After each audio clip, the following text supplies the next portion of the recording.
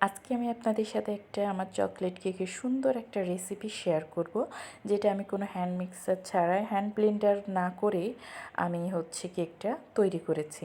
তো আজকে আপনাদের সাথে সেটাই দেখানোর চেষ্টা করব এবং আপনারাও বাসায় বানিয়ে খেয়ে দেখবেন কেকটার টেস্ট অনেক সুন্দর হবে। দেখতেও যেমন লোভনীয় লাগছে, আর বাসায় যদি বাচ্চা কাচ্চা থাকে তাহলে তো তারা অনেক পছন্দ করবে, ইভেন বড়রাও অনেক পছন্দ করবে। আমার তো খুব পছন্দের একটা রেসিপি এটা। তবে চলে যাওয়া যাক আসল রেসিপিতে। আসসালামু আলাইকুম, welcome to my another blog. আমি আজকের ছোট্ট ব্লগে আপনাদের সাথে আমার কেকের রেসিপিটা শেয়ার করব। তো চলুন, তবে প্রথমে এই যে ময়দা নিয়ে নিচ্ছি 1 কাপ। একদম 1 কাপের পরিমাণই নিতে হবে ময়দা, আর ময়দাটা কখনোই চেপে চেপে নেওয়া যাবে না, একদম উপর থেকে দেবেন, যতটুকু হবে ঠিক ততটুকুই। তো ময়দাটা নিব, আর এরপর নিব আমি কোকো পাউডার।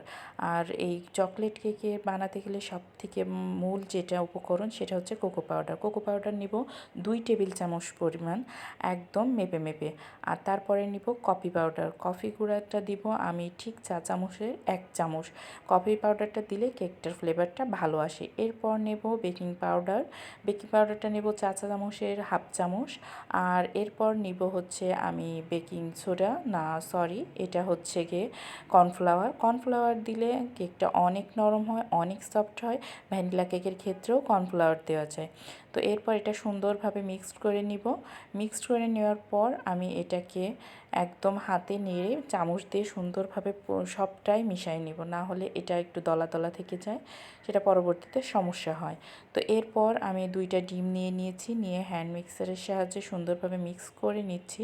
এটা আসলে যে হ্যান্ড মিক্সার বলতে ইলেকট্রনিক যেটা না, যেটা আমরা সবসময় ব্যবহার করে থাকি, ঠিক সেটাই। তো এই তো দেখতেই পাচ্ছেন। আর তেলটা নিয়েছি আমি 1/4 কাপ।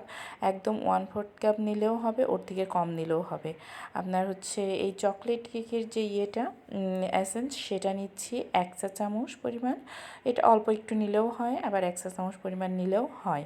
তবে তেলটা আপনারা কম বেশি করতেই পারেন, বেশি না দেওয়াই ভালো, কম দিলেই ভালো, কারণ এটা একদম সফট হবে কেকটা। তো এরপর আমি এই যে শুকনো উপকরণটা দিয়ে আস্তে আস্তে মিক্সড করে নিচ্ছি। মিক্সড করে নেওয়ার পর আমি তরল দুধ দিয়ে দিচ্ছি, জাল করা গরুর দুধ। এটা দিয়ে সুন্দরভাবে মিক্সড করে নেব একদম আলতো হাতে। সবসময় যে কোনো কেকই আলতো হাতে মিক্সড করে নিলে ভালো হয়। তো এরপর আমি এই মোল্ডে ঢেলে সুন্দরভাবে ট্যাপ করে নিব, নিয়ে আমি চুলায় বসিয়ে দিয়েছি। আমার মাইক্রো ওভেন নাই, ইধায় আমি চুলাই দিই। আপনারা ইচ্ছা করলে ওভেনেও দিতে পারেন।